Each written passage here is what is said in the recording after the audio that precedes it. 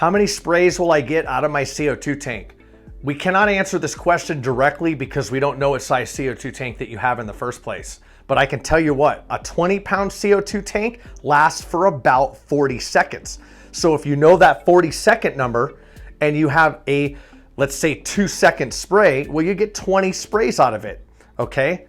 If you have a 4-second spray, well, you're gonna get 10 sprays out of it. So you take what the CO2 tank can normally put out for special effects purposes, and you divide that into your spray length, and that's gonna give you the number of sprays. 50-pound tank generally lasts 60 seconds to 80 seconds. So again, if it's 80 seconds and you're doing 2-second sprays, you're gonna get 40, okay? If you're doing 4-second sprays, well, you're gonna get a lot less. So you see how we do the calculation there. So the question really is, what size tank do you have and how long are your sprays? Typically sprays can be anywhere from 5 seconds all the way up to 30 seconds. We've seen them longer. So really this depends on the type of tank you have and the size.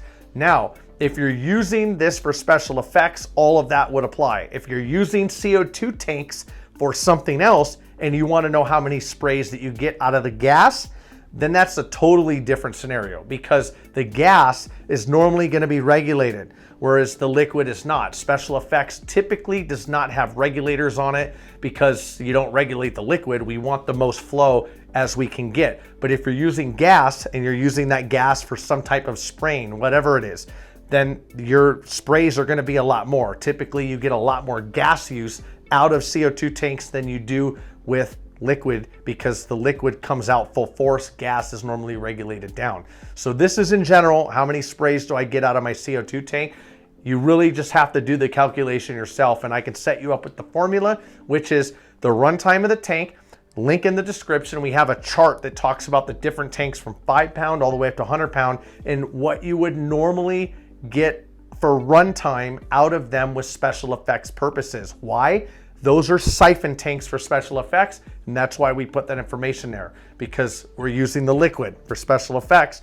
You need to know the amount of sprays that you get with liquid for special effects. So you got to be able to calculate it. Runtime of the tank divided by spray length is going to equal how many sprays that you get. That's how many sprays you get out of your CO2 tank.